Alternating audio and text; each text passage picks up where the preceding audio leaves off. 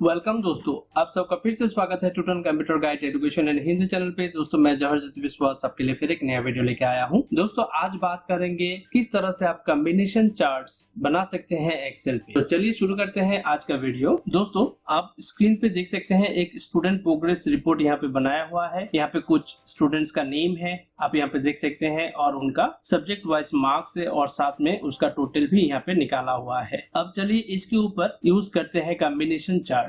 तो पहले तो आपको डेटा को सिलेक्ट कर लेना है। सिलेक्ट करने के बाद दोस्तों आपको जाना है इंसर्ट पे और यहाँ से आपको लेना है चार्ट्स, और चार्ट में से आप कोई भी चार्ट यहाँ पे ले सकते हैं। जो आपका प्राइमरी चार्ट है उसको आपको पहले लेना है। तो फिलहाल मैं यहाँ पे कलम चार्ट यूज करता हूँ, तो पहले कलम चार्ट पे जाना है और यहाँ से कोई भी एक चार्ट आपको ले लेना है। तो आप यहाँ पे देख सकते हैं एक चार्ट ऑटोमेटिकली आपके डेटा के ऊपर डिजाइन होके आपको यहाँ पे दिखा रहा है। तो आप यहाँ पे देख सकते हैं जैसे कि एक्स एक्सिस पे सब्जेक्ट वाइज आपको यहाँ पे दिखा रहा है और जो नेम है वो यहाँ पे आ चुका है। रो वाइज जो है, रो वाइज आपका बार चला गया है। तो अभी आपको क्या करना है, मतलब अभी आप चार्ट का जो डाटा टाइप है उसको आप चेंज करके रो वाइज पे कन्वर्ट करना है, क्योंकि आपको कलम वाइज यहाँ पे नहीं चाहिए। तो इसके लिए आपको क्या करना है, आप यहाँ पे देख सकते हैं चार्ट टूल्स जो है वो ऑटोमेटिकली यहाँ पे ओपन हो चुका है और उसमें 3 टैब है। पहला डिजाइन, दूसरा लेआउट और तीसरा फॉर्म है। तो डिजाइन में से आप यहाँ पे देख सकते हैं जैसे कि डेटा है और डेटा में स्विच रो और कलम, मतलब रो और कलम के बीच स्विच करने के लिए यहाँ पे एक ऑप्शन दिया हुआ है। तो आपको क्लिक करना है स्विच रो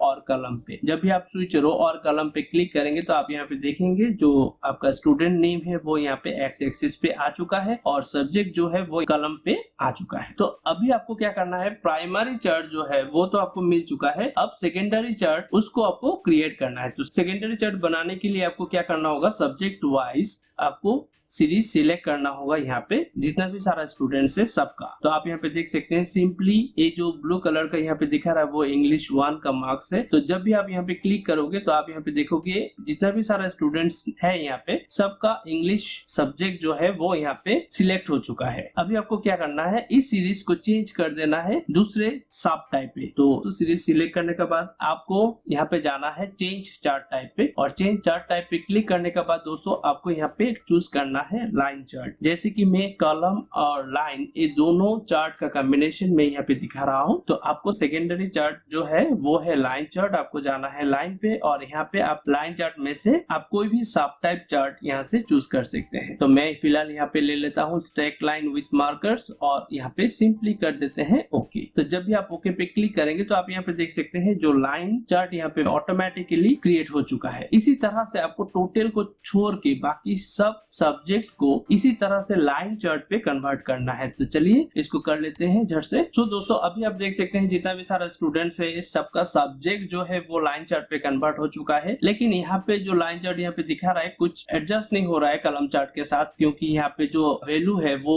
0 to 400 तक है, लेकिन आपका जो सब्जेक्ट मार्क्स है वो 100 के बीच में है। तो इसलिए आपको क्या करना है, ये जो लाइन चार्ट है उसके लिए सेकेंडरी एक्सिस आपको यहाँ पे सेट करना है। तो सेकेंडरी एक्सिस को किस तरह से सेट करेंगे, तो कोई भी एक लाइन चार्ट पे आपको करना है क्लिक, और लाइन चार्ट पे क्लिक करने के बाद दोस्तों उस पे करना है आपको राइट क्लिक। राइट क्लिक करने के बाद जाना है आपको फॉर्मेट डाटा सीरीज, और फॉर्मेट डाटा सीरीज पे क्लिक करने के बाद दोस्तों यहाँ पे एक डायलॉग बॉक्स ओपन हो जाएगा और आप यहाँ पे देख सकते हैं प्लॉट सीरीज ऑन। यहाँ पे 2 ऑप्शन दिया हुआ है, एक है प्राइमरी एक्सिस, दूसरा है सेकेंडरी एक्सिस। तो आपको क्लिक करना है सेकेंडरी एक्सिस पे। जब भी आप क्लिक करेंगे सेकेंडरी एक्सिस पे तो आप यहाँ पे देखेंगे जो प्लॉट एरिया पे एक सेकेंडरी एक्सिस वैल्यू यहाँ पे आ चुका है जो कि 0 to 60 तक है। ठीक है, एक है टोटल मार्क्स का और दूसरा है सब्जेक्ट वाइज।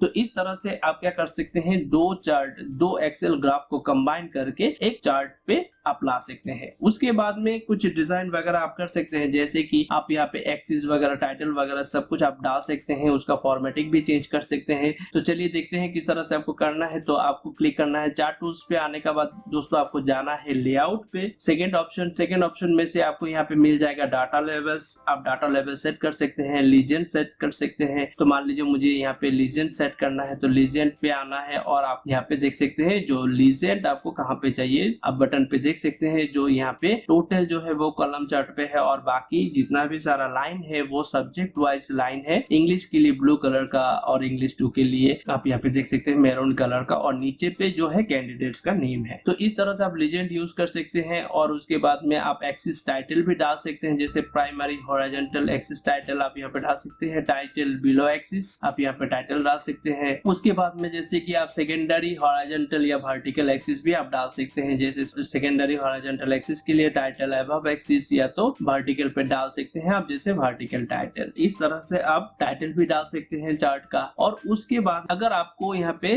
लेआउट चेंज करना है, जैसे कि कॉलम चार्ट का जो लेआउट है उसको अगर आप चेंज करना है, उसको थोड़ा सा मॉडलिंग करना है, 3D मॉडलिंग करना है, तो आपको क्या करना है, इसको सिलेक्ट करना है। सिलेक्ट करने के बाद दोस्तों आपको जाना है फॉर्मेट पे। फॉर्मेट पे जाने के बाद दोस्तों आप यहाँ पे देख सकते हैं जैसे कि शेप स्टाइल आपको यहाँ पे मिल जाएगा और इस बटन पे क्लिक करके आप यहाँ से कोई भी स्टाइल यहाँ पे अप्लाई कर सकते हैं, जैसे यहाँ पे ब्लू शेड पे आप कर सकते हैं। तो इस तरह से आप क्या कर सकते हैं, आपका जो चार्ट है उसको आप डिजाइन कर सकते हैं, थोड़ा सा ग्लोसी बना सकते हैं। और इसी तरह से आप लाइन चार्ट का भी कर सकते हैं। फॉर्मेट पे जाने के बाद आप स्टाइल चेंज कर सकते हैं, जैसे कि कोई भी चार्ट आप यहाँ पे डाल सकते हैं कोई भी कलर का। सो इस तरह से बहुत सारा स्टाइल फॉर्मेट है। जैसे कि आप यहाँ पे देख सकते हैं पहला जो फॉर्मेट था उसमें सिर्फ आपको पॉइंट नजर आएगा, लेकिन लाइन जो है वो नजर नहीं आएगा, क्योंकि यहाँ पे लाइन का जो डेकोरेशन है वो यहाँ पे नहीं दिया हुआ है स्टाइल पे, इसलिए सिर्फ पॉइंट नजर आ रहा है। लेकिन दूसरा जो स्टाइल हमने यूज किए हैं उस पे एक स्मूथ लाइन भी है, लेकिन पॉइंट भी आप यहाँ पे देख सकते हैं। तो इस तरह से आप लाइन चार्ट का जो है उसका आउटफिट, उसका आउटलुक भी आप चेंज कर सकते हैं। कहाँ पे जाने के बाद चार्ट